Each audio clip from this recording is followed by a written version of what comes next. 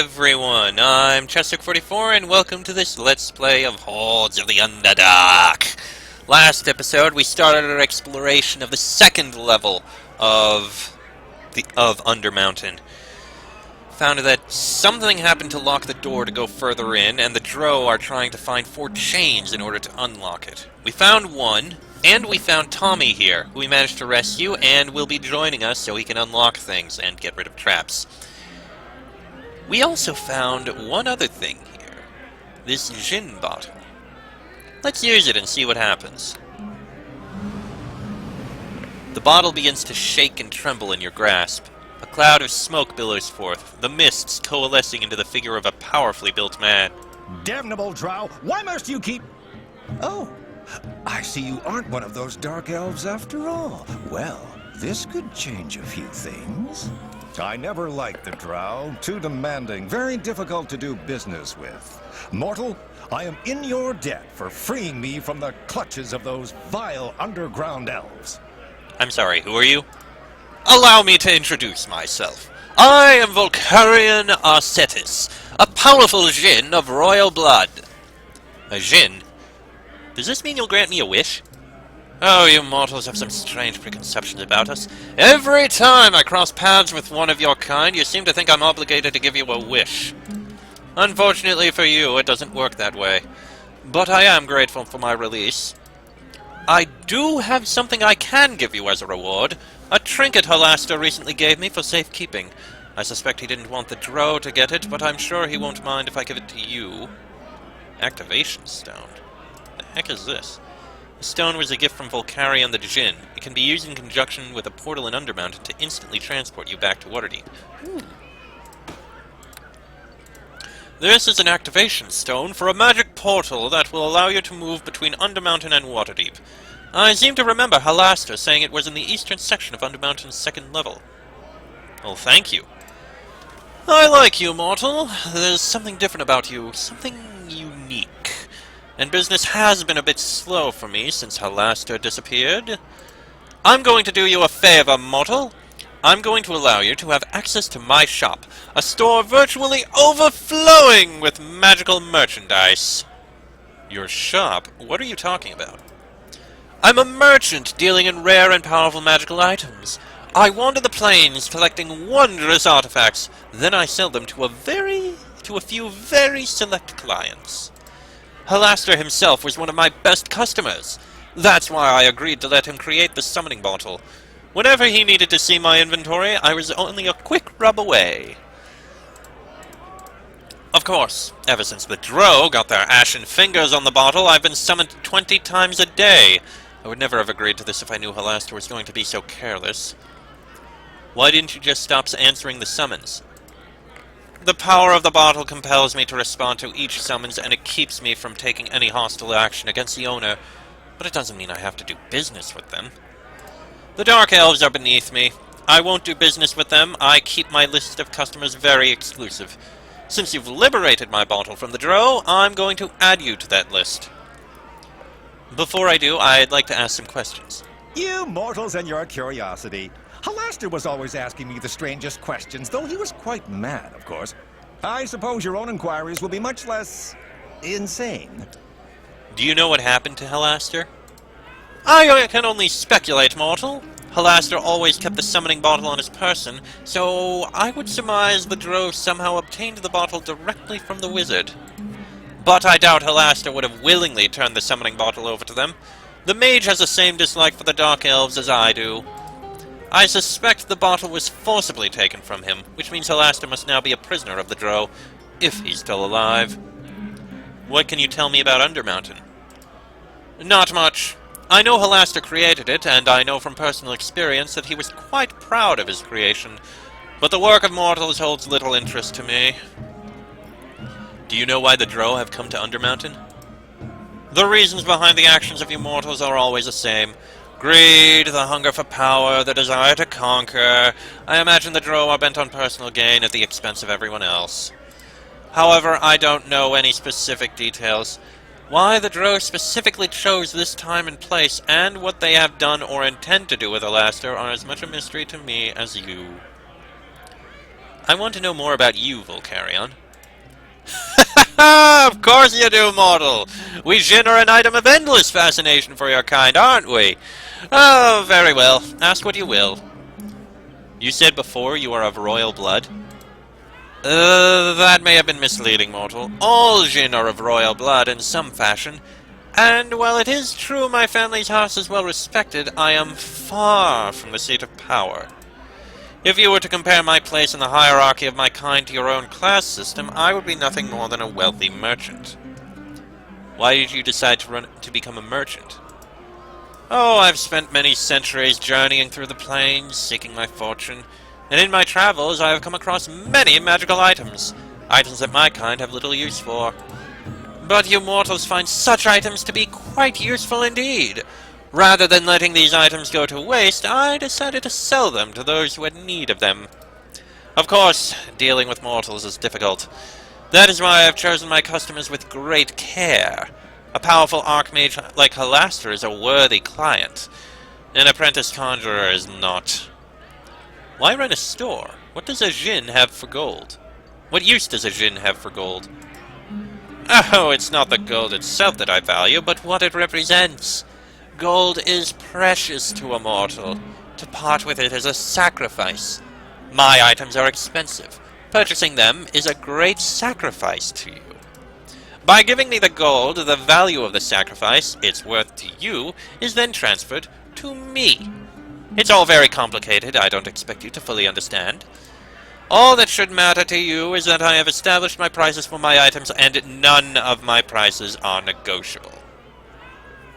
Want to ask something else? Tell me about your store. I'm a merchant dealing in rare and powerful magical items. I wander the plains, collecting wondrous artifacts, then I sell them to a few very select clients. Halaster himself was one of my best customers. That's why I agreed to let him create the summoning bottle. Okay. You mortals and your curiosity. I'd like to see your inventory now. Of course! Just remember the rules. You can look, but you can't touch the merchandise until it's paid for. And my prices are non-negotiable. Understood. We also have some things we want to sell. But first, let's see what you got. Twin Fists of Fire, monk item. Major Circlet of Blasting. Found occasionally among the Badine, these helms bear an elaborate golden band circling the head, which looks like a sun disk when viewed from above. On command, the band projects a blast of searing light 3 times per day. Zentarim records of helms captured from the Badine suggest that they are lesser artifacts from the days of Netheril. Okay, we've got Noble's Tunic, Scale Mail +3, Robes of Shining Hand, Breastplate +4, Chain Shirt +4. Nothing special in armor. Weapons? We can refill on ammunition. Light Flail +3, Renewal. Thomas Alventhorn led the Circle of Flame, a group of druids dedicated to the use of fire as a tool to replenish the forests. Their actions often led them into direct opposition with other more traditional druids, who strive to keep the forest free of flame. Still, Alventhorn perseveres, and many druids wield his renewal sickles, spreading both flame and the cause. Extra damage bonus of fire, fire resistance, and +3 enchantment bonus. Spear of Withering. The Year of the Awakening, 1001 DR, saw the re-emergence of many ancient evils as treasure-hungry explorers unearthed ruins in several locations. One such breach freed Sekkotul, a lich imprisoned beneath the forest of Mir. He left for some unknown hold, but his open tomb quickly tainted trees in the area. Druids cleansed the area with fire, but some of the wood was taken by a local mage and made into these spears. Ugh, only +1 enhancement bonus? No thanks. Oh, he's got plenty of scrolls and potions, which actually would be useful if ever I need to purchase any.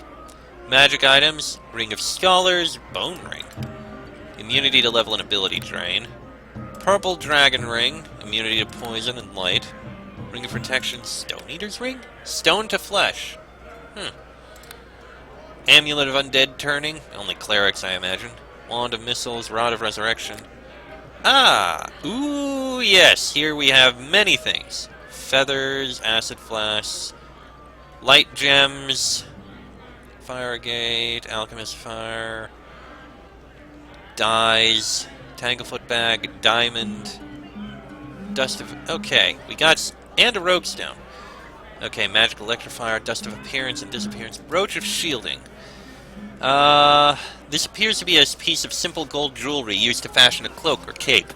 In addition to this mundane task, the brooch of shielding can be activated with a touch to place an invisible field of force around the wearer, granting extra protection and immunity to magic missiles.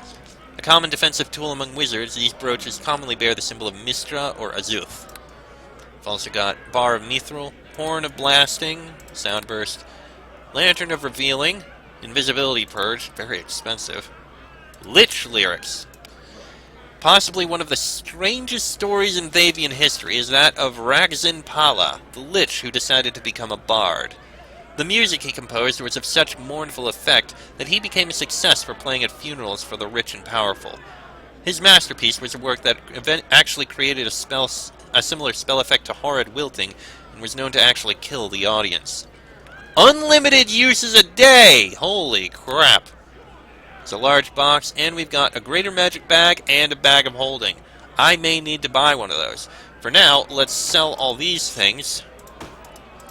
So I actually have stuff. Definitely selling it. Only 5,000 is his limit. Oof. I mean, it's good to sell a lot of this stuff, but I guess any of the more expensive stuff we're going to be holding on to. Ugh. I do not like that. In fact, I'm going to sell it to the merchant outside.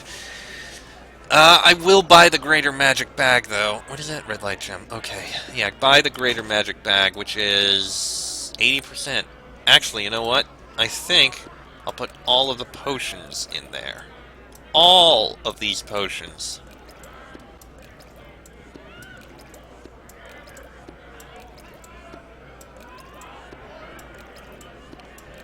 There, that helps out a lot. What are the weight of these? That's 2.9. So these are all actually light.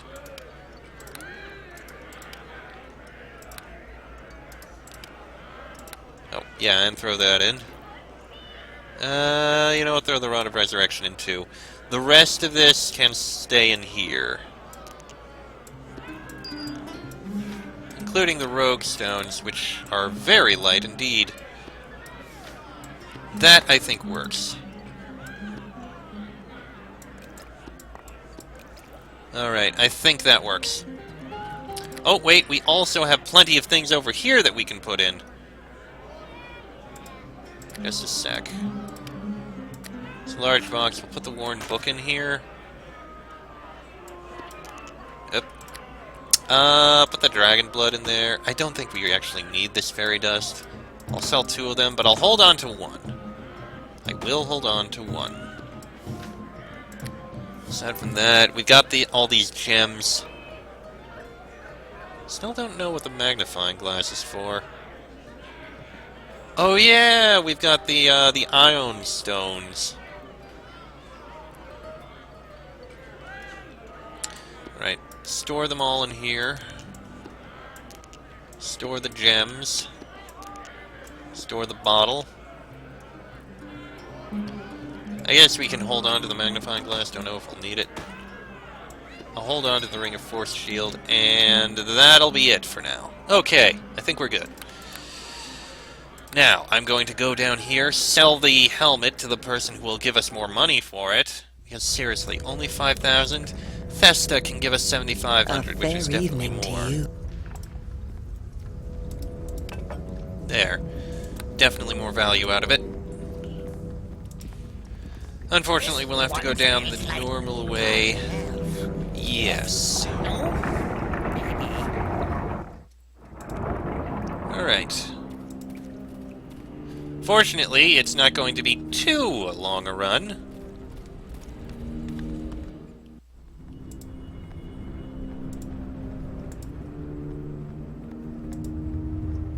I do wonder if Tommy is going to have anything to say as we go on down.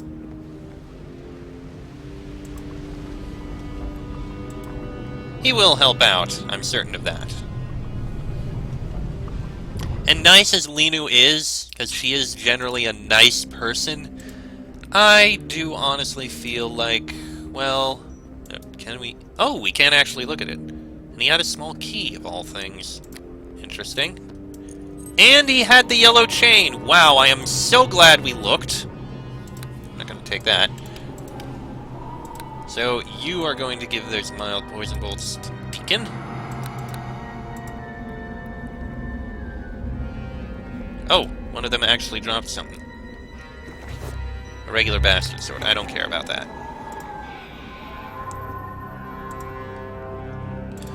Okay, then. We are going to go in the east, which is going to have another path, I believe.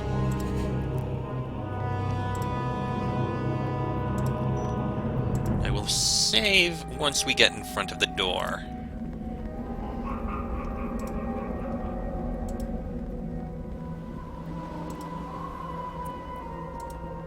Friggin' rat. Alright.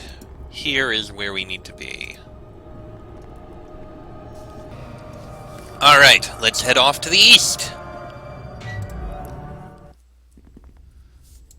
And there's a rat out here and nothing else. Alright. A pair of humanoids moved through this area recently. They seem to be moving cautiously.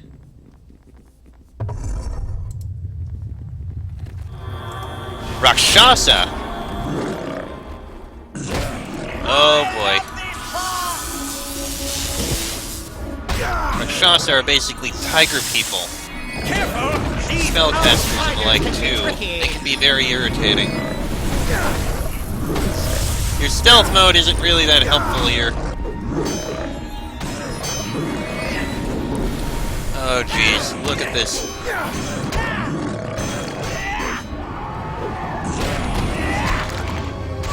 One more to kill. Oh, thank you!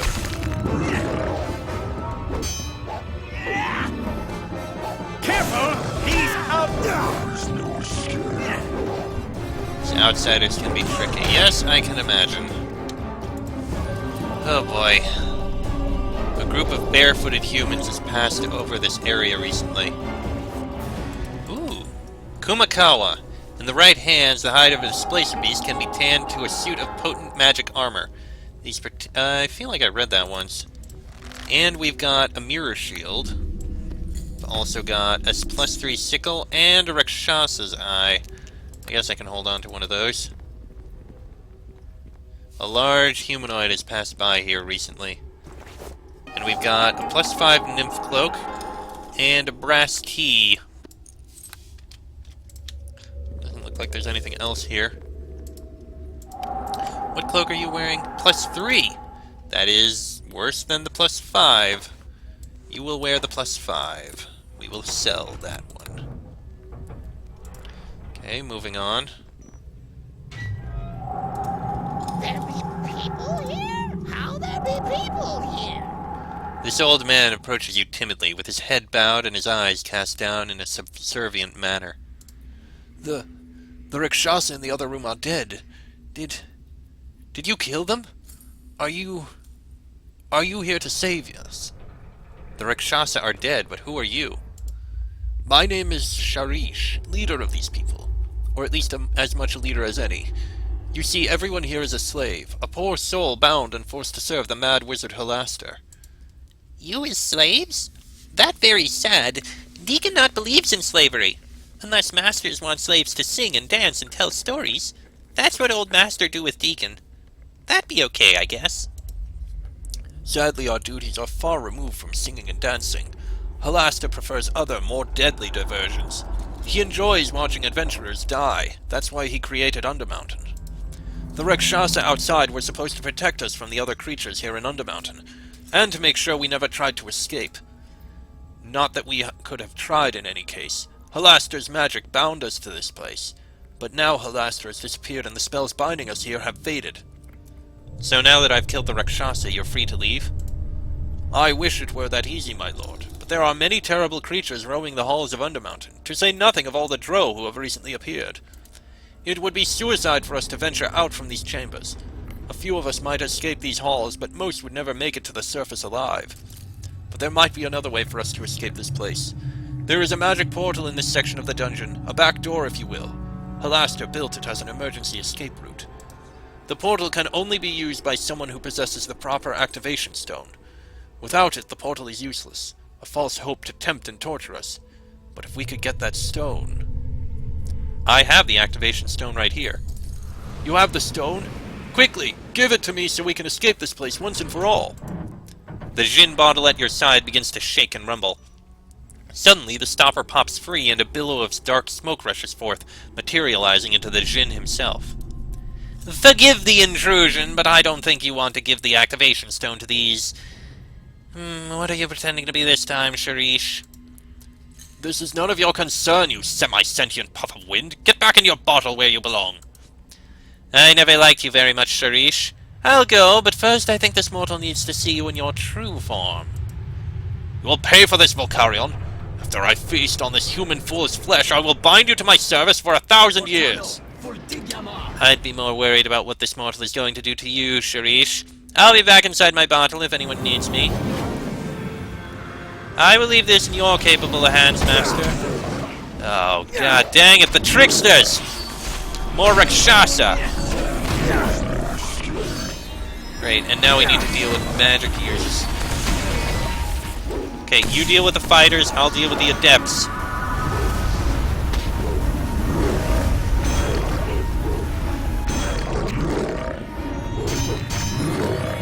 Hold on. I have whirlwind attack. Use it! Careful! These outsiders can be tricky. Use it again! That worked. Okay. Oh, there's another one over there? Oh, I didn't even see that one.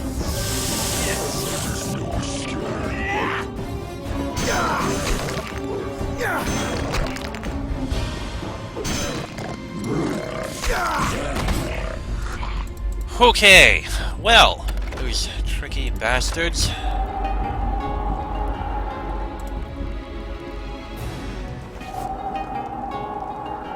We've already got one Rakshasa Eye. I don't think we need another. A group of barefooted humans. Yeah, they weren't human. What else have we got? Ah, the red chain. Rogue stone, and we've got Boots of the Sun Soul. Monk, don't need it. And two-bladed sword. Honor and death. The Rakshasa general, Kalakin, came from a long line of fierce warriors and cunning strategists. Their personal code of behavior was covered by the motto, honor and death.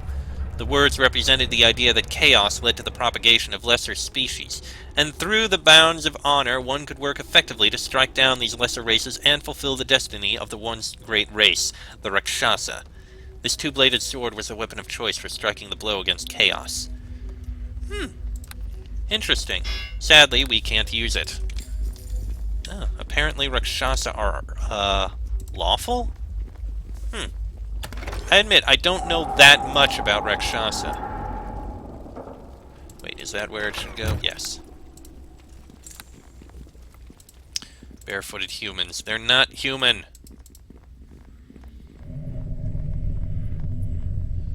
Here, coins. Alright. Linu must be in here. You hear that, boss? Oh, never mind. It be Deacon's stomach only. Okay. Careful! These Another Rakshasa to outsiders kill. can be tricky. Got him. Alright, we've got chests and the like here. Entropic shield, another healer's kit, and a sapphire. Another eye, which I do not need. Gold pieces, another healer's kit. A topaz. This chest has to have something in it.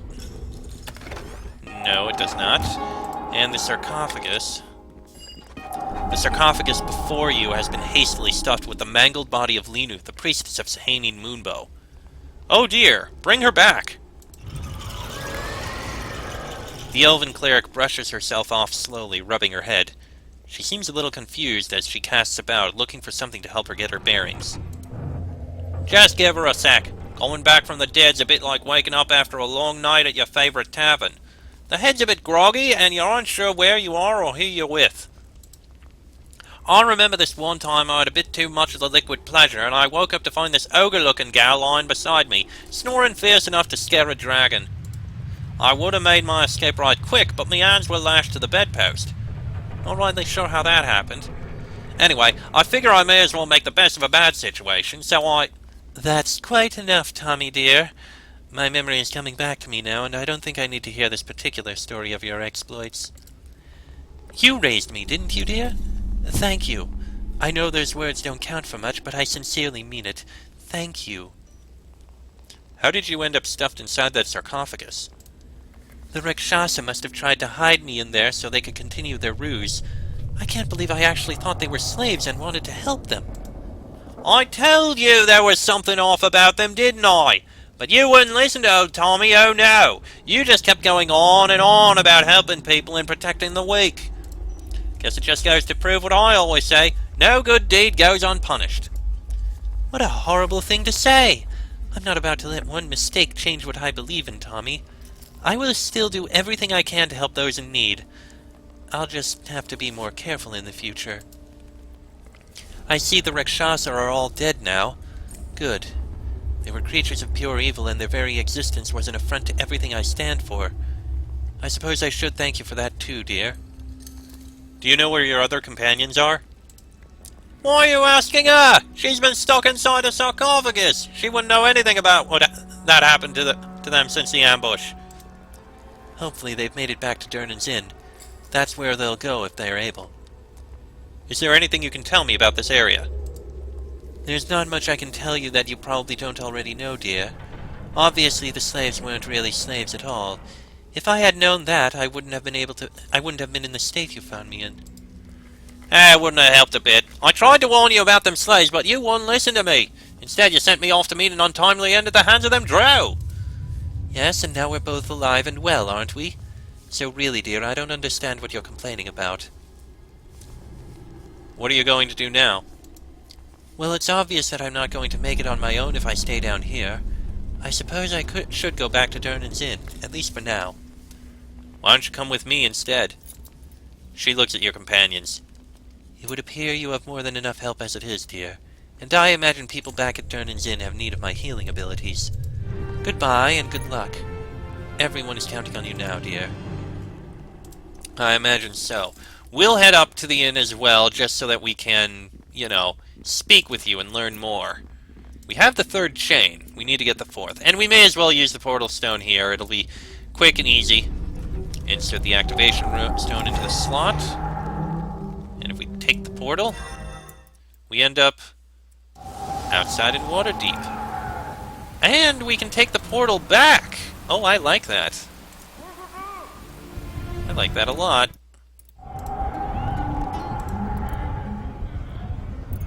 Alright, let us head down. We need to, at the very least, speak with Linu. You two, please follow over here. Tommy, I'm going to... Actually, hold on. It's break time now, yes? Yes? Maybe? No. Get a rest out so that everything can be restored. Shouldn't take too long here.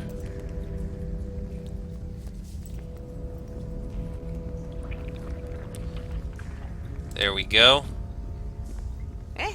What can Tom... Alright. Now, Linu. I'll let this episode go a bit long as we speak with her. Blessed be.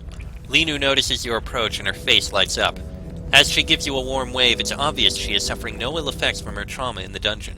Welcome back. It's so good to see you again, dear. I trust things have been going well.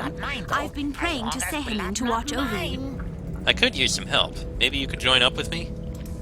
I thought you'd never ask, dear. It will be a pleasure to serve at your side. And by the grace of Sehanin Moonbow, we will not fail. I'm sure. Pure cleric.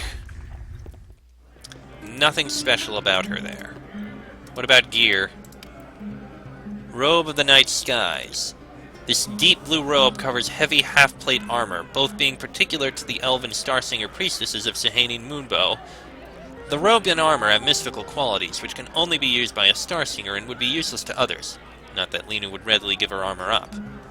Nice. Alright, let us speak, Lenu. Hello there, dear. What can I do for you? Let's talk for a moment.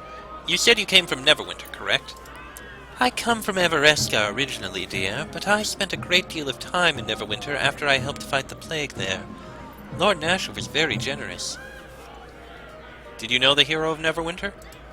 Only for a short time, though it was truly a privilege. Never have I ever seen someone grow in power so quickly. Where is the hero now? To tell the truth, I don't know. Once he had returned from slaying Morag, there was some disagreement with Lord Nasher that I was not privy to. He left the city. It was unworthy of Lord Nasher to beat the true hero of the day so poorly, but perhaps I should not judge, as I do not know what transpired between them. I assume that he adventures still. Did I say beat? I meant treat. If he was beaten, then things would have been even worse. Is it true the hero saved Neverwinter single-handedly? She smiles broadly. He may as well have, for all the credit we others get. I don't mind, however. The hero of Neverwinter deserves all that praise and more. I understand Sharwin wrote a book about the whole affair. She rolls her eyes, grinning. Silly and romantic and completely blown out of proportion, but such are bard's tales, correct? You helped fight the plague. Not as you might think. I was not one of the clerics who tried to help to keep the people of the city healthy. I joined Lady Arabeth in hunting down those responsible for the plot. Fortunately, we proved successful and the city was saved.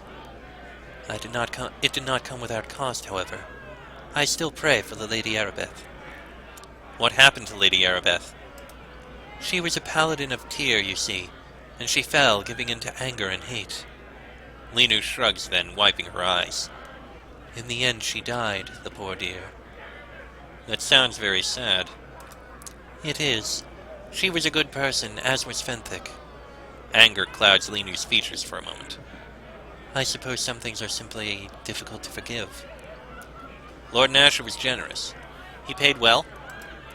There was so much to rebuild and the city needed its heroes. Lord Nasher was generous to those of us who stayed, yes. It felt good for a time. I should have returned to Everesca, but I simply could not, and after a time I felt the need to move on and seek adventure elsewhere, and many of the others felt the same. Let's move on. Of course, enough about me. Hello there, dear. I think not. Do you have any plans for what you're going to do after all this? She ponders the question for a long moment. I am not sure. I have considered perhaps going to Evermeet, but part of me believes that is simply not my destiny. Perhaps I might return to Neverwinter, or build a temple to Sahanin Moonbow somewhere in these northern wildlands. The reward that Waterdeep offers is substantial, after all. What about you, dear? Do you have any plans once this adventure is done? I'm sure another adventure will come along. She nods, smiling. I'm sure that is the case. There is always another adventure on the horizon for those such as us, isn't there? Lenu ponders a moment. I think my time adventuring is done after this. After waking up in that sarcophagus. No, I don't want to go through that again. Perhaps Zananin sent you to me before something worse could happen, to show me the path I must take. Regardless, I am thankful that you rescued me, Leo. You're very welcome. She smiles softly. Let us move on then, friend. There is much to be done, and Waterdeep remains in need of our aid. Hello there, dear. How is everything? Fair enough, though I am a bit tired of traveling. Not to complain, however. Would you like something else? Alright, that's all. Interesting. She only has 2 conversations, not 3 like everyone else. It's break time Well, now, nice as you yes, are, Lenu, maybe. I don't believe we have need of you. Back We are to going to work. take Tommy with us. Hello there, dear. So, Lenu, What can I do for you? part ways, I need to go, and I am going to take Tommy with me. So, Rodder. And we can sell the few things we're carrying right now. Evening. Which includes the Mirror Shield, Kumakawa, Nymph Cloak, Sickle, Boots of the Sun Soul, Topaz, Sapphire, and I may as well sell Entropic Shield, cheap as it is. Oh yes, and honor and death. This one smells like dark elf. Yes? No? Maybe. I'm sure. Let the goblin walk around and do his things. We are pretty much done here. We'll take the portal back down, because it's quick and easy. And I am going to end this episode here. Indeed, there we go. We have 3 of the chains, and 1 chain remains. Next episode, we'll take a look through the northern section of this area, and we'll probably find the final chain there. And then be able to move on further into the next level, level 3. But that'll be in the next episode. So, until then, I'm Chester44, that is Liam Johnson, Tommy Undergallers, and Deacon. This has been a Let's Play of Hordes of the Underdark. Tommy, if you don't mind, please take care of that door. And I shall see you all No can do. next time. What do you mean, no can do? There you go. Thank you.